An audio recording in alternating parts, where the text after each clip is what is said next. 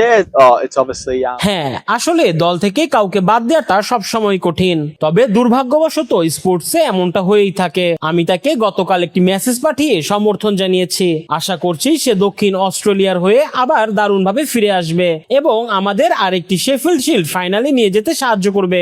সে আবার জাতীয় দলে ফেরার পথ তৈরি করে নিতে পারবে। সে যথেষ্ট উঁচুমানের খেলোয়াড়। I'm really determined, so no doubt he'll have a really big summer.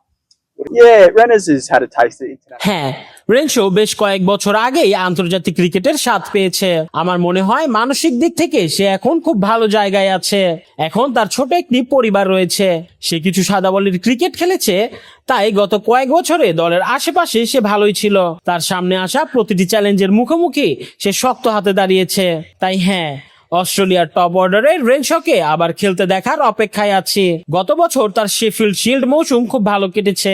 ভারতে যখন খেলেছিল তখনও সে রান পেয়েছে। কয়েক বছর আগে সিডনি টেস্টে সেঞ্চুরি করেছিল।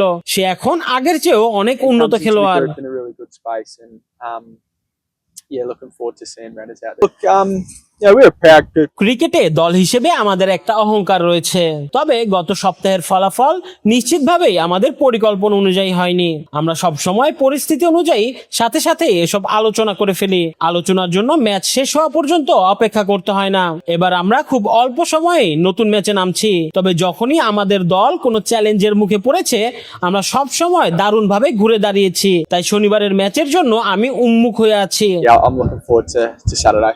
Two different scenarios. First, আমার মনে হয় প্রথম ইনিংস আর দ্বিতীয় ইনিংসের মধ্যে দুটি ভিন্ন পরিস্থিতি ছিল। দুই উইকেটের কারণে সম্ভবত রানের গতি কিছুটা ধীর ছিল।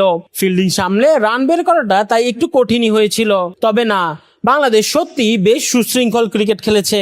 আমরা এ থেকে অনেক কিছু শিখবো। ব্যক্তিগতভাবে আমিও শিখবো। আমি শনিবারের ম্যাচে নেমে আবার খেলা শুরু করার জন্য মুখিয়ে আছি। I'm pretty keen just to get out there Saturday and get cracking into